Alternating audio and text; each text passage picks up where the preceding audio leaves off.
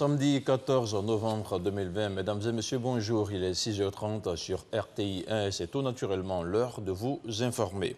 Et on démarre avec ce message de félicitations de l'émir du Qatar adressé au président Alassane Ouattara. Son Altesse l'émir du Qatar adresse un message de félicitations à son Excellence le président Alassane Ouattara, président de la République de Côte d'Ivoire, à l'occasion de sa victoire pour un nouveau mandat présidentiel. Le président de la commission électorale indépendante CEI était vendredi soir l'invité de l'édition du journal de 20h de RTI 1. Ibrahim Koulibaly Cuibière est longuement revenu sur les derniers chiffres de la présidentielle du 31 octobre. Je vous propose de l'écouter. Le taux de participation est de 53,90%. Comme son nom l'indique, le taux de participation permet d'appréhender les Ivoiriens qui ont participé effectivement au vote. Participer, c'est prendre part au vote.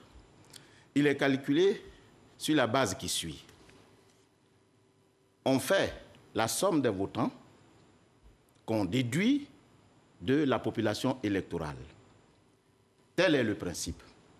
De sorte que le principe aurait été, dans son application, 7 495 000 personnes, 0,89 électeurs, moins le nombre de votants pour trouver le taux de participation. Mais comme je l'ai dit, la participation sous-entend prendre part. Or, il se trouve que certains de nos concitoyens ont empêché l'administration électorale de se déployer sur toute l'étendue du territoire, empêchant celle-ci d'ouvrir ses bureaux et permettre à la population d'exprimer sa volonté de participer à l'élection. Comme je le dis toujours, voter, c'est mettre le bulletin dans l'urne. C'est un droit. Comme ne pas voter, c'est également un droit. Donc, voter ou ne pas voter est un droit. Sauf que, quand le citoyen décide de voter et qu'un autre l'empêche de voter, ce n'est plus le droit. Alors, c'est pour cette raison que, pour sanctionner un tel état de fait, la commission électorale a déduit de la population électorale toutes les zones qui n'ont pas pu participer au vote pour apprécier le taux de vote, le taux de participation, ce qui semble normal, parce que participer, c'est prendre part. Ils n'ont pas pu prendre part parce que l'administration électorale n'a pas pu se déployer sur toute l'étendue du territoire. Alors, il se trouve donc qu'il s'agit de 4 780 bureaux de vote. Sur les 22 381 bureaux de vote, il s'agit de 4 780 bureaux de vote, qui correspond à une population électorale de 1 428 641. Alors, quand on déduit les 1 428 641 de 7 495 082, nous avons 6 066 441 qui ont voté. Alors, qui ont participé au vote. Et maintenant, dans ces 6 millions, il y a 3 millions et quelques qui ont participé au vote, qui ont exprimé leur suffrage. D'accord. Alors, il y a des thèmes qui méritent d'être expliqués. Bien sûr. Bulletin nul, bulletin blanc. Oui. De quoi s'agit-il? Quelle est la différence? Alors, quand on apprécie le taux de suffrage exprimé, comme je vous l'ai dit, quand on participe à un vote, c'est pour appréhender la volonté de l'électeur. Laquelle volonté s'exprime sur un bulletin. Et ce bulletin doit revêtir, cette volonté doit revêtir un certain nombre de caractéristiques, notamment la clarté, la précision. Lorsque l'électeur exprime sa volonté, il faut que cette volonté soit claire et précise. Mais quand elle est équivoque, ne permettant pas ainsi au juge électoral d'appréhender sa véritable volonté, on l'annule. Alors quand vous décidez d'apprécier le taux de suffrage exprimé, mais vous ne mettez pas le bulletin nul parmi le taux de suffrage exprimé, parce que, évidemment, l'électeur n'a pas pu exprimer sa volonté. Je vous prends un exemple. Nous avions 4 candidats. Et puis, vous cochez dans les 4 cases. Qu'est-ce que vous avez choisi? Rien. Rien. Ben, dans ce cas, le juge ne peut pas appréhender ce que vous voulez. D'accord. Donc, c'est pour cette raison qu'on annule un tel bulletin. Et le bulletin nul ne fait pas partie de la computation du suffrage exprimé. D'accord. Alors, le suffrage exprimé va s'obtenir par la somme des suffrages exprimés au profit de chaque candidat, plus le bulletin blanc. Mais qu'est-ce que c'est que le bulletin blanc? Le bulletin blanc, c'est le bulletin où l'électeur exprime sa volonté, mais ne le fait pas au profit d'un candidat. Il vient, il met son bulletin sans désigner un candidat. C'est un bulletin blanc. Il a l'intérêt d'apprécier la volonté de l'électeur qui dit « j'aime le vote » parce que le vote est le procédé qui est prévu par la Constitution. N'oublions pas qu'il y a plusieurs modalités de prendre le pouvoir, soit par la force, soit par la monarchie, soit par l'élection. Et nous, on a choisi le mot de l'élection.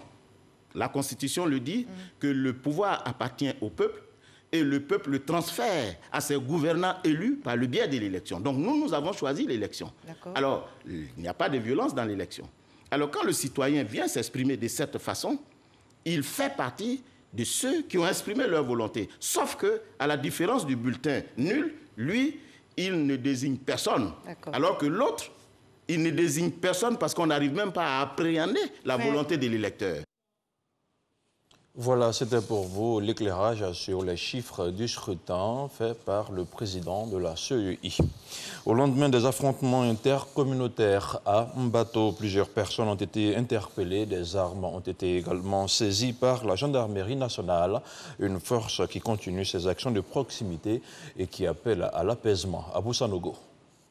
Mbato, ville du centre-est de la Côte d'Ivoire dans la région du Moronou, se remet des frictions qui se sont soldées par des morts, des blessés et des destructions de biens.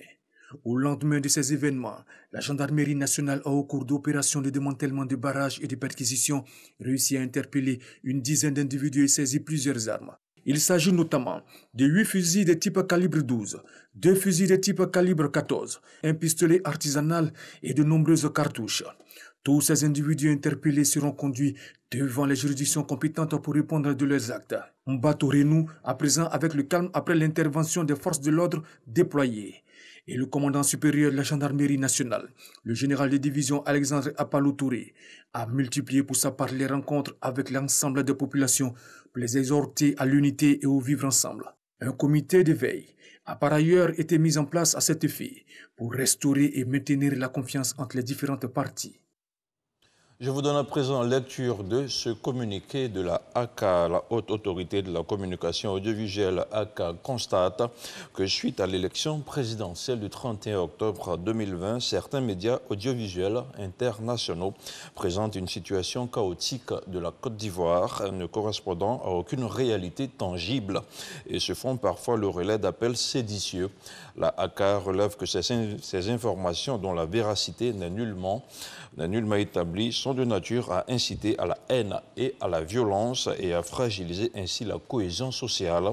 La ACA tient à exprimer sa vive préoccupation quant à cette manière de traiter l'information et invite par conséquent les médias audiovisuels dans leur ensemble à un traitement davantage professionnel et responsable de l'information en vue de préserver la paix et contribuer de manière significative à la réussite du dialogue dans lequel les acteurs politiques ivoiriens se sont engagés, fait à Abidjan le 13 novembre 2020 pour la ACA, le président, Maître René Bourgoin. Le ministère de la Solidarité, de la Cohésion sociale et de la lutte contre la pauvreté recevait une délégation du comité de coordination élargie. Il s'agissait de faire le point de la mission effectuée à l'intérieur du pays pendant le scrutin présidentiel. Les besoins des populations impactées par la violence ont été évalués. Astou Touré. 85 morts, plus de 480 blessés, de nombreux dégâts matériels et des déplacés. C'est le bilan des violences enregistrées lors de l'élection présidentielle de 2020. En marge de cette élection, un groupe d'évaluation rapide des besoins des populations en période conflictuelle était sur le terrain. Un comité composé, entre autres, du HCR, de l'UNICEF, de la Croix-Rouge, de la CEDEAO et de l'OMS.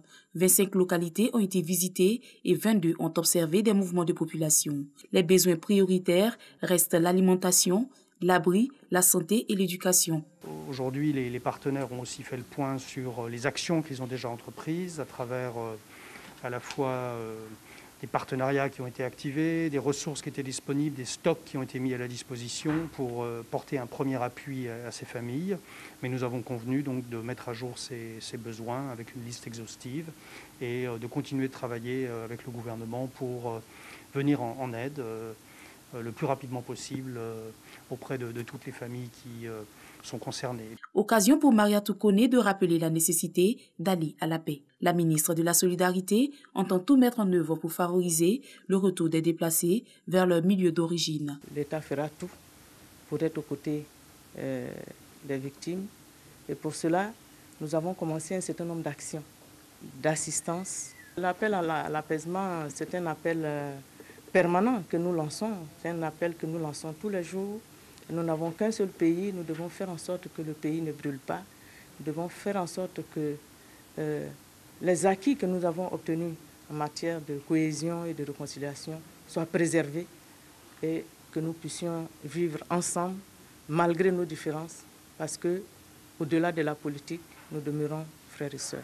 Selon le groupe d'évaluation rapide, 5530 personnes se sont déplacées du fait des violences, certains à titre préventif, d'autres pour fuir les violences intercommunautaires.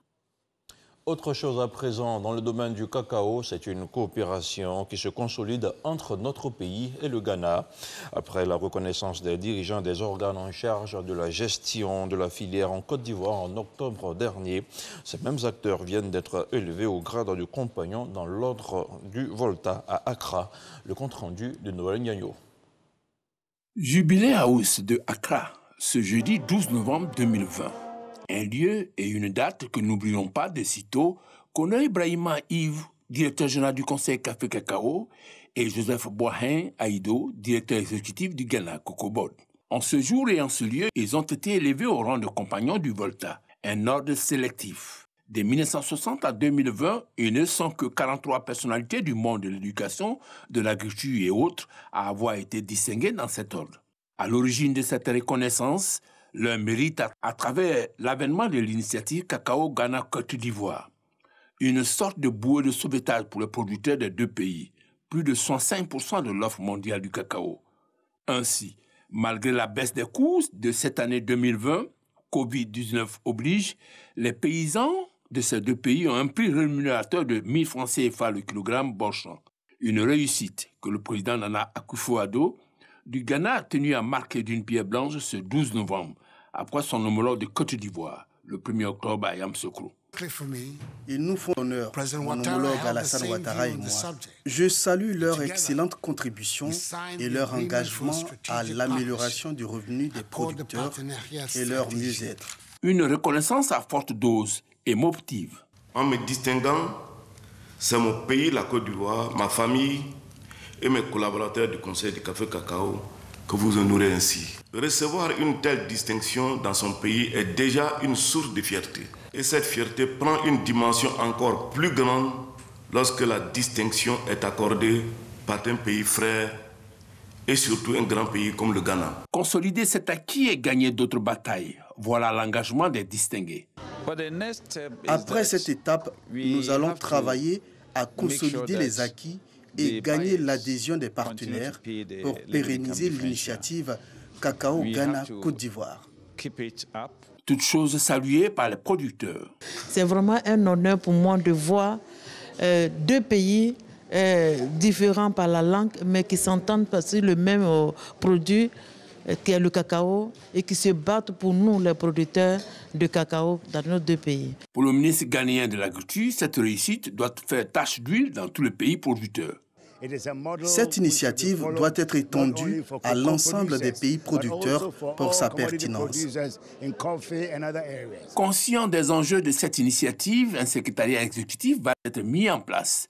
Le siège sera basé à Accra et le secrétariat exécutif sera dirigé par un Ivoirien. Dernière note de cette journée de référence pour le Ghana Cocoa Board et le Conseil Café Cacao, le gala offert dans la soirée par l'organisation Sœurs du Ghana. Pour savourer ensemble autour des mets et par les échanges de présents, cette étape de leur réussite à offrir aux producteurs des deux pays un espoir, un meilleur revenu pour une vie décente. Place à présent à l'actualité internationale. Hier vendredi, le Front Polisario a annoncé la fin du cessez-le-feu conclu il y a près de 30 ans avec le Royaume du Maroc. L'annonce intervient après une opération militaire marocaine dans la zone tampon du Guerguerat pour débloquer une route vers la Mauritanie. La Mauritanie, dont l'armée a renforcé ses positions à la frontière en milieu de semaine, invite tous les protagonistes à préserver le cessez-le-feu. Quant à l'Algérie, au soutien du Front Polisario, appelle à l'arrêt des opérations militaires dans le périmètre. Et puis au Sénégal, le président de transition du Mali, Ba Ndao, à l'invitation du président Macky Sall, va effectuer une visite officielle au Sénégal samedi et dimanche. Une visite qui, selon la présidence sénégalaise, a traduit la volonté des deux chefs d'État d'œuvrer au raffermissement des excellentes relations d'amitié fraternelle, de bon voisinage et de coopération multiforme qui unissent les deux pays. Pays enclavé, le Mali fait transiter la plupart de ses marchandises par le Sénégal. Voilà qui referme ce 6h30. Merci à vous tous de l'avoir suivi. L'information continue sur les www.rti.ci.